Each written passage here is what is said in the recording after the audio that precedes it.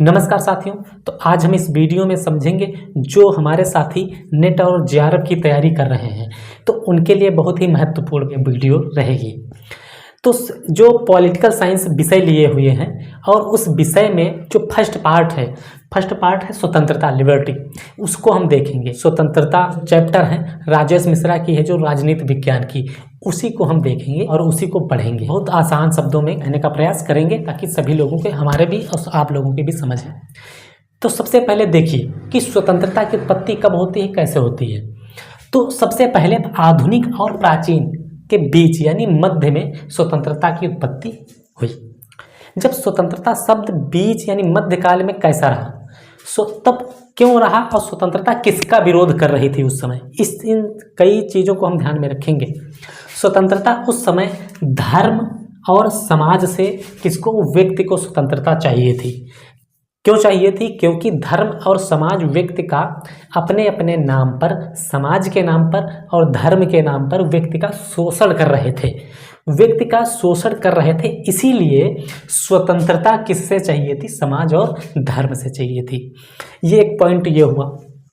दूसरा क्या था कि 15वीं से 16वीं शताब्दी के आसपास, 15वीं से 16वीं शताब्दी में राजतंत्र के खिलाफ स्वतंत्रता ने कदम उठाया। व्यक्ति को चाहिए और किसके खिलाफ इसने कदम उठाया?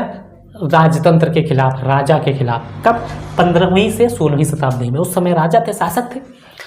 तो अब इस स्वतंत्रता चाहती थी, मतलब व्यक्ति चाहते थे कि स्वतंत्रता, हमको राज सत्ता से छुटकारा मिल जाए, यानी कि शासक का नियंत्रण जो है जनता पर ना रहे, वो जनता अपनी मर्जी से जीवन जिए। तो ये किसका कहना था? ये कहना था स्वतंत्रता वहाँ के मतलब लोगों का, उस समय के लोगों का कहना था। उसके बाद में 17वीं सदी में किसके खिलाफ आई स्वतंत्रता ने कदम उठाया? बहुमत तथा सरकार के विरोध में स्वतंत्रता आई। इसका कहना था कि लोगों को बहुमत तथा सरकार का जो नियंत्रण है वो जनता पर न रहे, लोगों पर, व्यक्तियों पर न रहे। हम ध्यान देते हैं स्वतंत्रता की अवधारणा का विकास कब होता है। स्वतंत्रता की अवधारणा सब ध्यान रखना, इसका विकास मध्यकाल में होता है।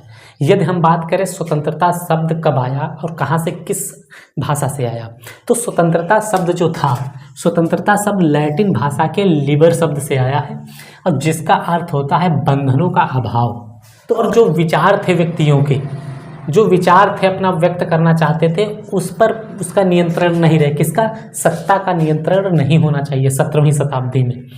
तो ये थी स्वतंत्रता की कुछ महत्वपूर्ण बातें। स्वतंत्रता का जो विचार है वो आधुनिक युग की देन है और स्वतंत्रता शब्द यूनानी युग और मध्यकाल में यह अनुपस्थित था, यानी कि था ही नहीं। अब हम आगे इसकी परिभाषाओं पर बात करते हैं। राजनीति विज्ञान की ज्ञाता रहे सीले। उस सीले क्या कहते हैं? वो कहते हैं कि स्वतंत्रता अतिशासन का विलोम है। जो बहुत ज़्यादा जहाँ पर शासन होता है, जहाँ बहुत ज़्यादा शासन है, उसका उल्टा विपरीत क्या हुआ? स्वतंत्रता।